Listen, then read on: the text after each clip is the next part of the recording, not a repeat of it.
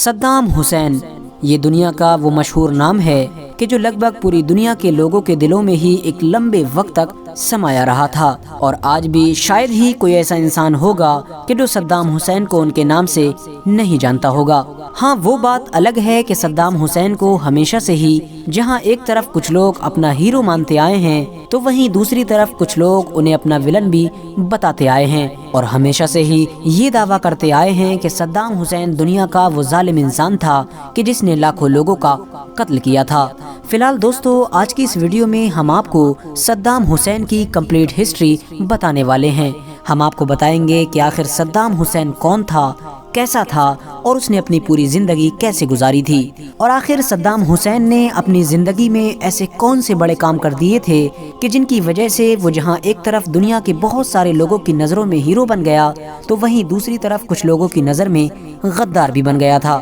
ساتھ ہی ساتھ آپ کو یہ بھی بتائیں گے کہ آخر امریکہ نے صدام حسین کو پھانسی پر کیوں چڑھایا تھا۔ دوستو، صدام حسین کی پیدائش 28 اپریل 1937 کو عراق کے گاؤں جس کا نام تکرت تھا اس میں ہوئی تھی۔ جس فیملی میں صدام حسین کا جنم ہوا تھا وہ کافی غریب فیملی تھی۔ صدام حسین کے فادر یعنی والد تو ان کے اس دنیا میں آنے سے پہلے ہی اس دنیا کو الوداع کہہ چکے تھے، اور ان کی پیدائش کے فوراً بعد ہی ان کے ایک بڑے بھائی جو لگ بھگ 5 سال کے تھے وہ بھی کینسر کی وجہ سے اس دنیا کو الوداع کہہ گئے، یعنی بچپن میں ہی صدام حسین کے سر سے ان کے پتا کا سایہ اٹھ چکا تھا۔ اپنے شوہر اور اپنے ایک بیٹے کی موت کا صدمہ برداشت نہ کر پانے کی وجہ سے صدام حسین کی ماں بھی اب ڈپریشن میں رہنے لگی تھی، جس کی وجہ سے اب دھیرے دھیرے صدام حسین کا پورا بچپن ہی لڑکھڑا گیا تھا۔ بعد میں بھلے ہی صدام حسین کی ماں نے دوسری شادی بھی کی تھی، لیکن یہ دوسری شادی صدام حسین کے لیے ذرہ برابر بھی فائدہ مند ثابت نہیں ہوئی،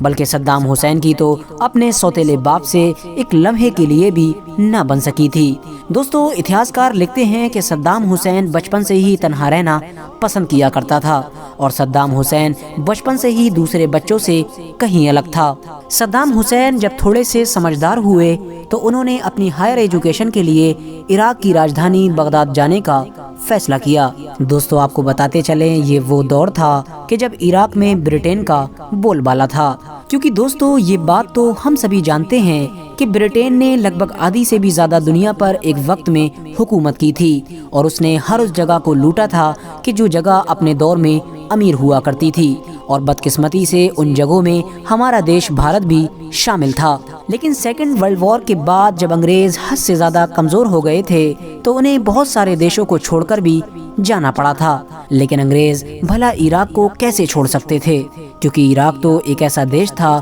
کہ جو تیل نام کی قدرتی نعمت سے مالا مال تھا۔ انگریزوں نے مجبوری میں عراق دیش سے اپنی حکومت تو ختم کر لی تھی، لیکن عراق کے تیل پر ہمیشہ اپنا قبضہ بنائے رکھنے کے لیے عراق دیش کی حکومت عراق میں ہی رہنے والے ایک ایسے شاہی خاندان کے ہاتھ میں دے دی تھی جو کہنے کو تو عراق کا تھا لیکن پوری طرح سے انگریزوں کے اشارے پر ہی کام کیا کرتا تھا۔ دھیرے دھیرے عراق میں رہنے والے لوگوں کو اس بات کا احساس ہو چکا تھا کہ حکومت میں بیٹھے ہوئے سارے ہی لوگ انگریزوں کے اشارے پر کام کرتے ہیں، اسی لیے وقت وقت پر عراق میں اس شاہی خاندان کے خلاف پروٹیسٹ ہوتے رہتے تھے، اور وقت کے ساتھ ساتھ عراق میں یہ مانگ بھی تیز ہوتی جا رہی تھی کہ اس حکومت کو ہٹا کر ایک ایسی حکومت قائم کی جائے کہ جو عراقیوں کی ہو، یعنی حکومت وہ فیصلے کرے جو عراقی چاہتے ہوں، نہ کہ وہ فیصلے کرے کہ جو لندن میں بیٹھ کر انگریز چاہتے ہیں۔ دوستو، صدام حسین بھی حکومت کے خلاف ہونے والی اس طرح کی ریلیوں میں ہمیشہ شامل ہوا کرتے تھے۔ وہ کوئی بھی ایسا موقع اپنے ہاتھوں سے نہیں جانے دیتے تھے۔ عراق کی آزادی کے اس موومنٹ سے جڑے ہونے کی وجہ سے ہی صدام حسین نے بہت کم عمر میں ہی بات نام کی وہ پولیٹیکل پارٹی بھی جوائن کر لی تھی کہ جس سے احمد حسن البکر بھی جڑے ہوئے تھے۔ احمد حسن البکر نہ صرف صدام حسین کے گاؤں کے رہنے والے تھے بلکہ دور کے ان کے رشتہ دار بھی لگا کرتے تھے۔ دھیرے دھیرے صدام حسین کا قد ان کی پولیٹیکل پارٹی میں بڑھتا چلا گیا، اور ساتھ ہی ساتھ عراق کی سیاسی تصویر بھی بدلتی گئی۔ کچھ سالوں کے اندر ہی عراق میں انگریزوں کے اشارے پر کام کرنے والی حکومت نہ صرف گرائی گئی بلکہ ساتھ ہی ساتھ وہ پارٹی بھی پاور میں آ گئی کہ جس میں صدام حسین تھے۔ بات نام کی اس پولیٹیکل پارٹی کے پاور میں آنے کے بعد احمد حسن البکر کو عراق دیش کا نیا راشٹرپتی بنایا گیا۔ احمد حسن البکر کے دور میں پارٹی کی طرف سے صدام حسین کو نمبر 2 کی پوزیشن دی گئی تھی، یعنی صدام حسین کو عراق کا دوسرا سب سے طاقتور آدمی بنایا گیا تھا۔ مگر حیرانی کی بات یہ ہے کہ اس دور میں عراق کے راشٹرپتی بھلے ہی احمد حسن البکر تھے، لیکن پوری سرکار صدام حسین ہی چلایا کرتے تھے، اور احمد حسن البکر سے زیادہ شہرت صدام حسین کی ہو چکی تھی۔ صدام حسین کی اجازت کے بغیر عراق دیش میں کوئی بھی چھوٹے سے چھوٹا یا بڑے سے بڑا فیصلہ نہیں لیا جا سکتا تھا، یعنی صدام حسین اسی دور سے ہی عراق دیش کے اگھوشت راشٹرپتی بن چکے تھے۔ اس دور میں ہی صدام حسین نے عراق دیش کے لیے کچھ ایسے فیصلے لیے کہ جنہیں آج تک نہیں بھلایا جا سکتا ہے۔ صدام حسین نے عراق دیش میں موجود سارے تیل کو عراق کی گورنمنٹ کے انڈر میں لے لیا تھا، جس کی وجہ سے اب گورنمنٹ کی آمدنی بڑھ گئی تھی۔ آمدنی بڑھنے پر اس سارے پیسے کا استعمال عراق کے ڈیولپمنٹ پر کیا گیا۔ صدام حسین نے اس دور میں نہ صرف عراق میں اچھے کالجز، ہاسپٹلز اور اسکولز کھولے، بلکہ ساتھ ساتھ اچھی سڑکوں کا بھی انتظام کیا۔ بجلی پانی کی وہ ساری پریشانیاں دور کی جو پہلے کی حکومت میں ہوا کرتی تھی۔ یہی وہ دور تھا کہ جب صدام حسین کا نام اچانک سے پوری عرب دنیا میں ایک طاقتور نیتا کے طور پر ابھرا تھا، اور پہلے سے ہی پوری دنیا کو یہ محسوس ہونے لگا تھا کہ بہت جلد ہی آنے والے دنوں میں صدام حسین ہی اب پورے عراق کے حکمران بن جائیں گے۔ اور یقیناً ایسا ہی ہوا، کیونکہ جہاں ایک طرف ان دنوں صدام حسین کی شہرت آسمانوں کو چھو رہی تھی، تو وہیں دوسری طرف احمد حسن البکر حد سے زیادہ بیمار ہو گئے تھے، جس کی وجہ سے احمد حسن البکر کو بہت جلد ہی اپنے راشٹرپتی کے پد سے استعفیٰ دینا پڑا۔ احمد حسن البکر کے استعفیٰ دینے کے بعد صدام حسین ہی عراق کے اگلے راشٹرپتی بنے، اور بس یہیں سے صدام حسین کی وہ کہانی شروع ہوئی کہ جو آج تک پوری دنیا میں مشہور ہے۔ صدام حسین کے راشٹرپتی بننے کے بعد عراق میں حالات ویسے نہیں رہے جیسے پہلے ہوا کرتے تھے۔ 1980 میں ہی عراق اور ایران کے بیچ بڑی زبردست جنگ شروع ہو گئی۔ یہ جنگ 1 یا 2 سال نہیں بلکہ لگاتار 8 سال تک جاری رہی۔ جنگ ختم ہونے کے بعد دونوں دیشوں میں سے بھلے ہی کسی بھی دیش کو کوئی خاص فائدہ تو نہیں ہوا، لیکن نقصان حد سے زیادہ ہوا۔ دونوں ہی دیش پوری طرح سے مالی طور پر حد سے زیادہ کمزور ہو چکے تھے، اور اس جنگ میں لاکھوں لوگوں کو اپنی جان بھی گنوانی پڑی تھی۔ اور حیرانی کی بات یہ ہے کہ عراق اور ایران کے بیچ ہونے والی اس جنگ میں بہت سارے دیشوں کے ساتھ ساتھ امریکہ بھی عراق یعنی صدام حسین کو ہی سپورٹ کر رہا تھا، اور اس جنگ میں امریکہ نے صدام حسین کی مالی مدد کے ساتھ ساتھ اور بھی کئی طرح سے مدد کی تھی۔ 1988 کے بعد عراق اپنی پرانی جنگ کے نقصان سے ابھی ابھر بھی نہیں پایا تھا کہ صدام حسین نے کویت پر حملہ کرنے کا آرڈر جاری کر دیا، اور کچھ وقت کے اندر ہی عراق کی فوج نے پورے کویت پر قبضہ کر لیا۔ صدام حسین کے کویت پر حملہ کرنے کے پیچھے کئی وجہ بتائی جاتی ہیں۔ بتایا جاتا ہے کہ کویت نے اس دور میں عراق کے دشمنوں کے اشارے پر تیل کی قیمت حد سے زیادہ کم کر دی تھی، جس کی وجہ سے اب عراق کو حد سے زیادہ نقصان ہونے لگا تھا۔ اس کے علاوہ ایک وجہ یہ بھی بتائی جاتی ہے کہ کویت کے کسی بڑے شیخ نے عراق کی عورتوں کے خلاف غلط زبان کا استعمال کیا تھا۔ اس کی وجہ یہ تھی کہ کیونکہ کویت نے بھی عراق اور ایران کے بیچ ہونے والی جنگ میں عراق کی مالی طور پر بہت مدد کی تھی، جس کی وجہ سے عراق کویت کا قرض دار ہو گیا تھا۔ اسی قرض سے ریلیٹڈ بات کرنے کے لیے ایک بار جب عراق کے فائنانس منسٹر کویت شیخ سے ملنے گئے تھے، تو کویت کے شیخ نے ان سے یہ کہا تھا کہ ہم نے سنا ہے تمہارے یہاں کی عورتیں حد سے زیادہ خوبصورت ہوتی ہیں، اسی لیے ہم چاہتے ہیں کہ تم انہیں ہمارے پاس لے کر آؤ۔ عراق کے فائنانس منسٹر نے اس شیخ سے اس وقت تو کچھ نہیں کہا، لیکن عراق پہنچ کر اس بات کی خبر صدام حسین تک پہنچا دی تھی، جسے سن کر صدام حسین غصے سے پاگل ہو گئے تھے اور فوراً کویت پر حملہ کرنے کا آرڈر جاری کیا تھا۔ فی الحال دوستو، صدام حسین کے کویت پر قبضہ کرنے کی وجہ جو بھی رہی ہو، لیکن یہ قبضہ صدام حسین کے لیے خطرناک ثابت ہوا، کیونکہ صدام حسین کے کویت پر قبضہ کرنے کے بعد سارے ہی عرب ملک ایک جٹ ہو کر صدام حسین کے خلاف کھڑے ہو گئے تھے، یہاں تک کہ وہ امریکہ بھی اب کھل کر عراق کے سامنے آ چکا تھا کہ جو ابھی تک عراق کا دوست مانا جاتا تھا، اور یہیں سے صدام حسین اور امریکہ کی دشمنی کا آغاز ہوا تھا، اور کچھ دنوں کے بعد ہی امریکہ اور بہت سارے عرب ملکوں کی سپورٹ سے کویت سے عراق کی فوج کو باہر نکال دیا گیا۔ دوستو، کویت بھلے ہی آزاد ہو گیا تھا، لیکن صدام حسین اور امریکہ کے بیچ جو دشمنی شروع ہو چکی تھی وہ تھمنے کا نام نہیں لے رہی تھی، بلکہ دن بدن اور زیادہ خطرناک ہوتی جا رہی تھی۔ زیادہ تر لوگوں کا یہی ماننا ہے کہ کویت پر قبضے کے بعد امریکہ کو یہ ڈر ستانے لگا تھا کہ صدام حسین حد سے زیادہ طاقتور ہوتا جا رہا ہے، جس کی وجہ سے صدام حسین کو کنٹرول کرنے کے لیے صدام حسین پر حد سے زیادہ دباؤ بنانا شروع کر دیا تھا۔ اس کے علاوہ صدام حسین سے امریکہ کی دشمنی کی ایک وجہ یہ بھی بتائی جاتی ہے کہ کیونکہ امریکہ یہ چاہتا تھا کہ صدام حسین بھی دوسرے عرب دیشوں کی طرح ہی اپنے دیش کے تیل کا سارا سسٹم ہمارے حوالے کر دے، یعنی ہمارے دیش کی کمپنیز ہی دوسرے عرب دیشوں کے تیل کی طرح ہی عراق دیش کے تیل کے ریٹ بھی خود فکس کریں۔ لیکن صدام حسین امریکہ کی یہ بات کسی بھی حالت میں ماننے کے لیے تیار نہیں تھے۔ ان کا یہ ماننا تھا کہ عراق میں موجود سارا تیل عراق کے لوگوں کے لیے رب کی طرف سے ملا ہوا ایک تحفہ ہے، جس کا میں کسی بھی حال میں سودا نہیں کر سکتا ہوں۔ صدام حسین اور امریکہ کے بیچ کی یہ کہانی ابھی چل ہی رہی تھی کہ انہی دنوں امریکہ میں وہ خطرناک حملہ ہو گیا کہ جسے آج ہم 9/11 کے نام سے جانتے ہیں، جس میں ہزاروں لوگوں کو اپنی جان گنوانی پڑی تھی۔ امریکہ نے اس حملے کا ذمہ دار سیدھے طور پر صدام حسین کو ٹھہرایا اور صدام حسین پر یہ الزام لگایا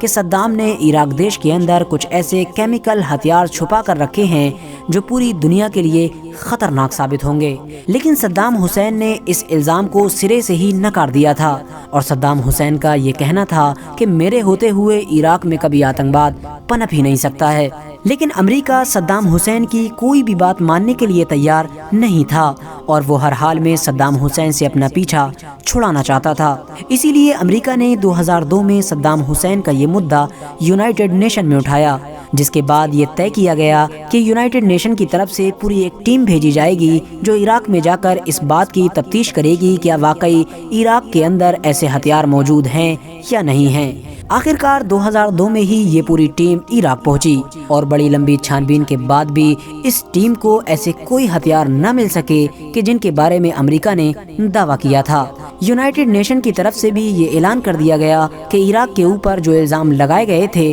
وہ غلط ثابت ہوئے ہیں، لیکن امریکہ ابھی بھی کسی کی بات سننے کے لیے تیار نہیں تھا اور آخرکار جنوری 2003 میں امریکہ نے یہ اعلان کیا کہ ہم صدام حسین کے سامنے 2 شرطیں رکھتے ہیں۔ پہلی یہ کہ صدام حسین ان سارے کیمیکل ہتھیاروں کو باہر نکال دیں جو انہوں نے چھپا کر رکھے ہیں، اور دوسری یہ کہ ان ہتھیاروں کو نکالنے کے بعد وہ خود بھی عراق دیش کو چھوڑ دیں، ورنہ ایسا نہ کرنے پر امریکہ بہت جلد ہی عراق پر حملہ کر دے گا۔ فروری 2003 میں صدام حسین نے ایک پریس کانفرنس کی جس میں ایک بار پھر سے ان سارے الزاموں کو نکار دیا کہ جو امریکہ کی طرف سے لگائے جا رہے تھے، اور صدام حسین نے یونائٹڈ نیشن کی اس ٹیم کا بھی حوالہ دیا جو پہلے ہی عراق کا دورہ کر چکی تھی اور اسے کسی بھی طرح کے کوئی ہتھیار ہاتھ نہ لگ سکے تھے۔ اس کے بعد صدام حسین نے کہا کہ امریکہ بلا وجہ ضد پر اڑا ہوا ہے اور ہم بھی اس کی دونوں شرطیں ماننے سے انکار کرتے ہیں، اور عراقی کبھی بھی کسی کے سامنے نہیں جھکیں گے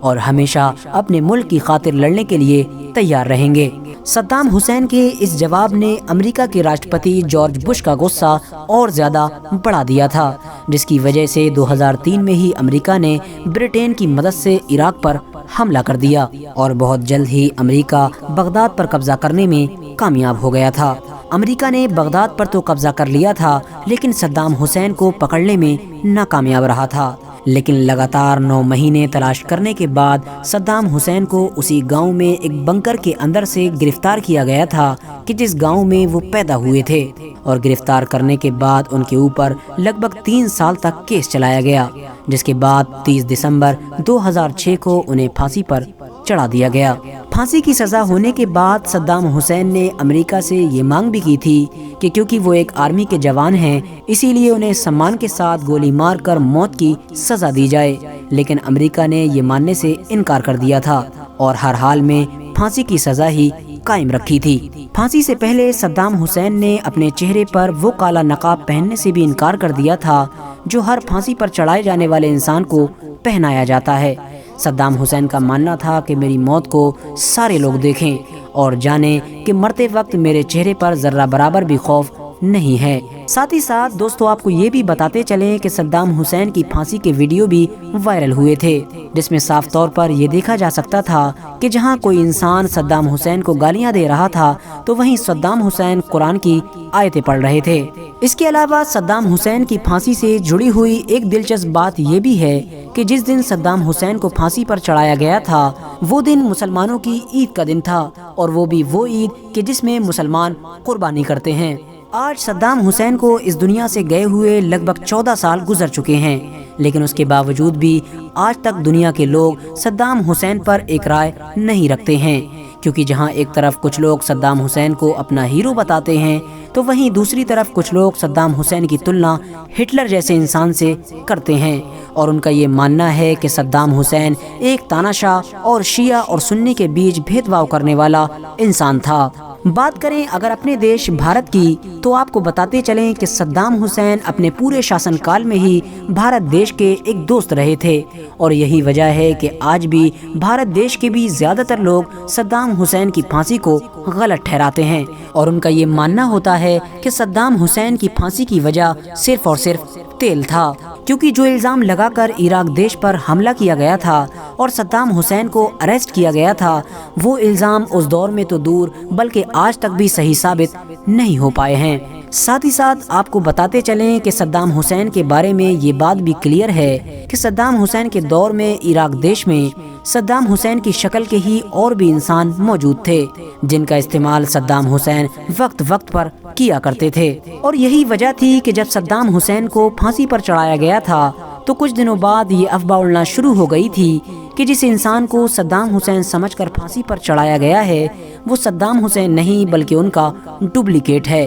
حالانکہ یہ افواہ زیادہ دنوں تک نہیں ٹک سکی تھی۔ فی الحال دوستو آج کی اپنی ویڈیو کو ہم یہیں پر ختم کرتے ہیں۔ آپ لوگ بھی آج کی ہماری اس ویڈیو کے کومنٹس باکس میں ہمیں ضرور بتائیں کہ آخر آپ صدام حسین کے بارے میں کیا رائے رکھتے ہیں، اور جو بھی رائے رکھتے ہیں وہ آخر کیوں رکھتے ہیں۔ ویڈیو پسند آنے پر نہ صرف ویڈیو کو لائک کریں بلکہ اپنے فرینڈز کے ساتھ بھی ضرور شیئر کریں، اور اسی طرح کی نالجیبل اور ہسٹوریکل ویڈیوز ہمیشہ دیکھنے کے لیے ہمارے اس چینل کو سبسکرائب کر کے ساتھ ہی میں بیل آئیکن کو بھی پریس کر دیں۔